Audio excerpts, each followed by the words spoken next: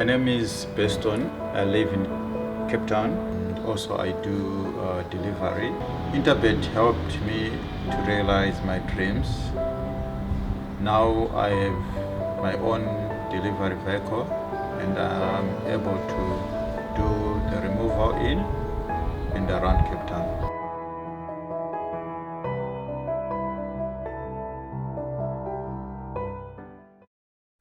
Well, we're now leading up to the Hollywood Bets Durban July, which is, let's call it 2 weeks away. It is going to be a busy week leading up to the July this week and, of course, the following week. This week, the final field announcement. We got the July gallops as well. A lot of panel discussions and everything that will be going on during the next 2 weeks. And we're looking forward to it. And we got a lovely meeting over the weekend. We are previewing Saturday's race meeting. Of course, this is Track and Ball's race day. They sponsor the Track and Ball Derby and the Track and Ball Oaks. It's a busy show. I'll be working alongside Rayal Radhakrishna, who is in fine form this morning, tipping me all the winners on the card. You seem to be upbeat about this card, Rayal. It does look to be a nice card, Dees, where perhaps we can make some money. Obviously, a lot later on in the card. It does look to be a bit trappy, but maybe we can find some horses at some decent value for the punters out there that they can latch on. And at around 10 to 1 in the market, we'll hopefully find those runners. 10 races on the card as well, so plenty of action. Absolutely, 10 races and 2 features, the Track and Ball Oaks and the Track and Ball Derby. Look, exciting races, and I'm looking forward to it. Okay, it is a busy show, so let's get straight into it. A lot of interviews, a lot of reruns. In the first race, we've got a rerun for Time Chaser that finished third on debut, and interviews with Stuart Ferry, Wayne Bardenos, and Michael Roberts. Egret's turn to hit the front at the 300. Girl of Dragunta towards the outside, and Canadian Summers now hooked around them. But Egret's got a 2-length advantage. Canadian Summers running very green, but is finishing powerfully on the outside. How much left in the tank for Egret? Canadian Summers on the outside. Egret, here comes Canadian Summer to get up though. Canadian Summer on the boat there, I think got up. Yeah, I think so. That's obviously on her form. That's where her best race was first time out. So yeah, listen, the second time, we had a few excuses. Third time was a bit disappointing, but like back at back at Scottsville now, and yeah, listen, her work at home is good. So if you can repeat some of the Maritzburg run, she'll be in the shot. Yeah, look, kept Donald on. He seems to get on pretty well with her. Yeah, last run at Greyville, she got completely lost around the turn. She only started running on in the last 100. So yeah, back to Scottsville. She knows the track.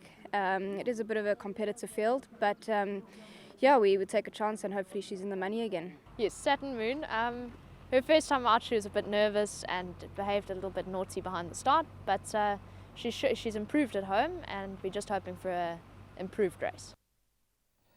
Yeah, some nice comments coming through, and apologies, Barbara. I thought it was Wayne, but it's Barbara Kennedy that's been interviewed from the Bardenos camp. Of course, it is Wayne Bardenos and Barbara Kennedy. So thanks to the guys for going up to Summerveld and getting those interviews as well. So race number 1 doesn't form part of the exotics. It's over 1,200 meters. It's a maiden juvenile played for fillies. And whilst there is some form to work around, there's horses that will improve. I think 11 Time Chaser is a massive improver in the race. We know that Canadian Summer has won the Devon Air Stakes.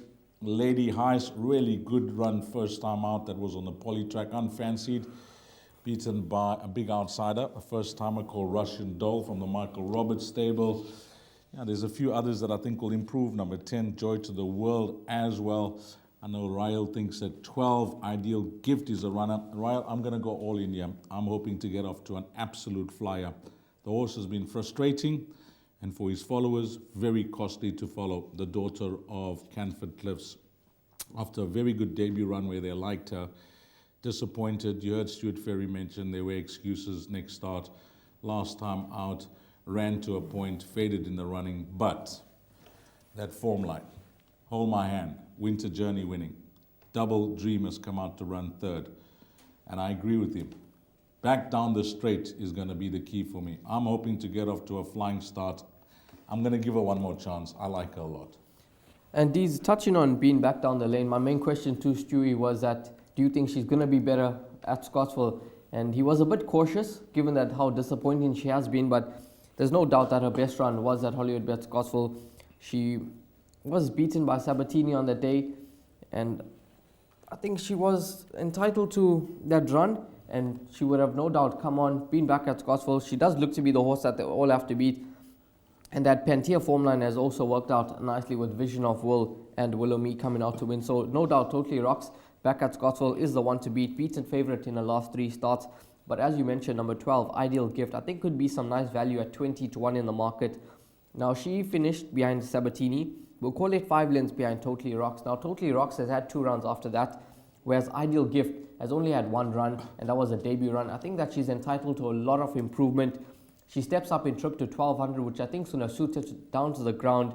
Catch that Melody coming out to win from that form line. So at 20-1, I think Ideal Gift could be a runner to include into those exactors and swingers. Number 16, Lady Heist. I thought that was a good debut run, beaten behind Russian Doll. I don't think she was punished for that run. She was given a nice introduction to racing, and she would have come on leaps and bounds with that run under the belt. So I think Lady Heist is a runner that will be in those trifectas and quartets. And these, you touched on number 10, Joy to the World, who was behind Willow Me.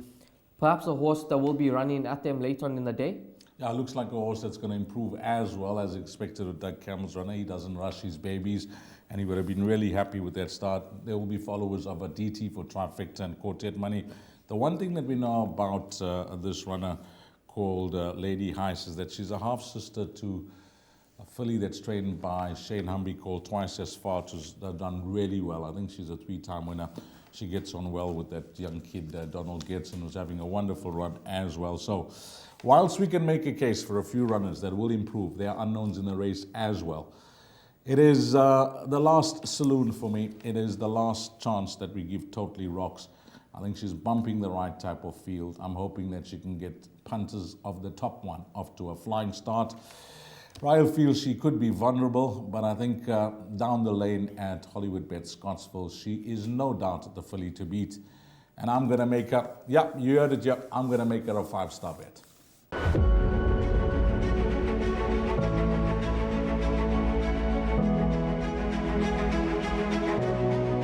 It's good fun. Days like these are great. You get the whole industry together, and to have, companies and corporations like Interbet and Cape Racing who are so generous with sort of time and energy into making a day like this possible is it's fantastic for everyone.